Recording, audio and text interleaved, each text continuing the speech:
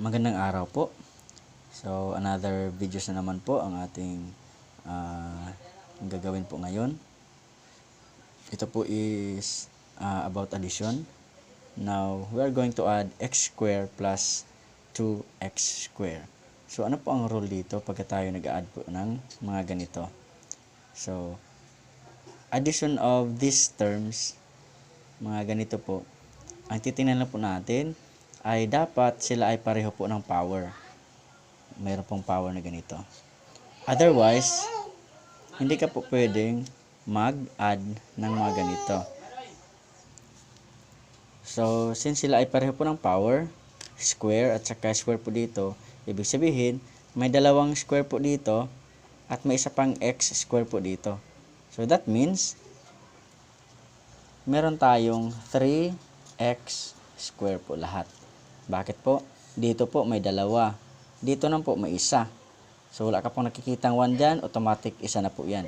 So, ilan po bang x square dito? So, di po ba isa? So, that means, mayroong isa 1 dito at may 2 dito. That is, 2 plus 1 becomes 3x square. So, ito na po yung sagot natin. Okay po. So, another one. What if meron tayong x plus x cube plus x square plus x cube. Okay po. So, anong gagawin po natin dyan? Madami na po silang power. So, ang gagawin po natin dyan ay unahin po natin pag-add yung may malaking power. So, ilan po ba dyan ang may malaking power? So, we have cube. So, ito po yun. Ito po ang unahin natin. So, since dito meron kang isang x cube, dito din po ay meron kang isang x cube. So, meron po tayong dalawang x cube. So, dahil po dito. So, may isa dito, may isa pa dito. So, meron tayong dalawa. So, dalawa ng ating ganito, x cube. Next, ito naman po, x square. So, since wala pong kaparehong x square dyan, so ibig sabihin, wala pong magbabago dyan. So, manatili yung isang x square lamang po. Since wala po dyan ibang square. Then, next, ang last, ito naman po. So, meron ditong isang x, may isa pang x dito.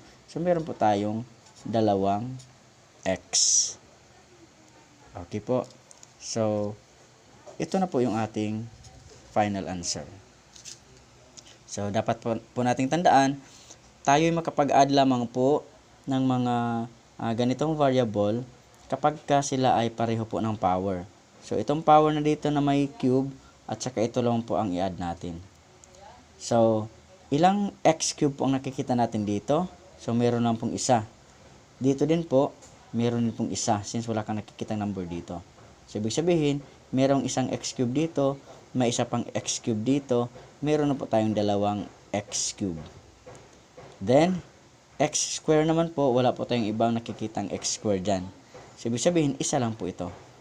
Kukopyahin lamang po. Wala pong nadagdag, wala pong nabawas. Then, last po ay itong x lamang. So, may isa dito, may isa po dito. So, ilan na po lahat? So, meron po tayong dalawa. Meron po tayong dalawang x. Now, our final answer will be 2x cubed plus x square plus 2x. Ito na po yung ating final na sagot. Okay po. Now, what if meron tayong ganito?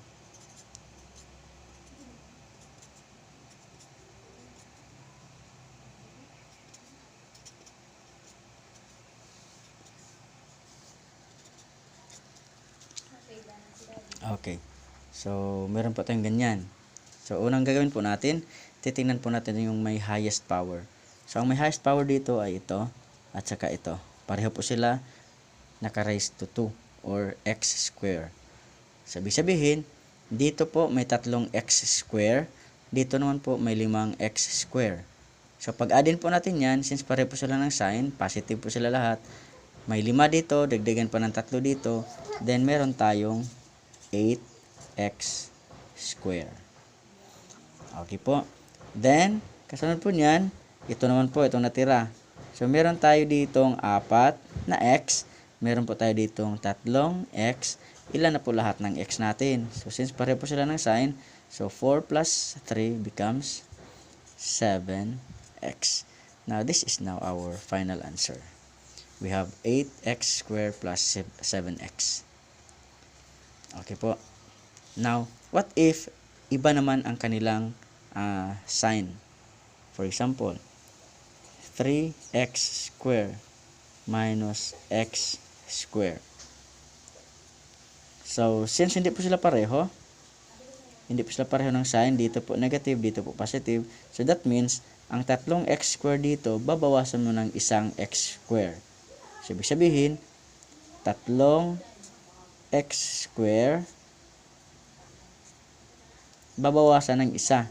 So, babawasan po ng isa, ang natira po ay meron pang dalawang x squared. So, the answer will be 2x squared. Dahil 3 minus 1 becomes 2. Okay po. So, our answer will be 2x squared.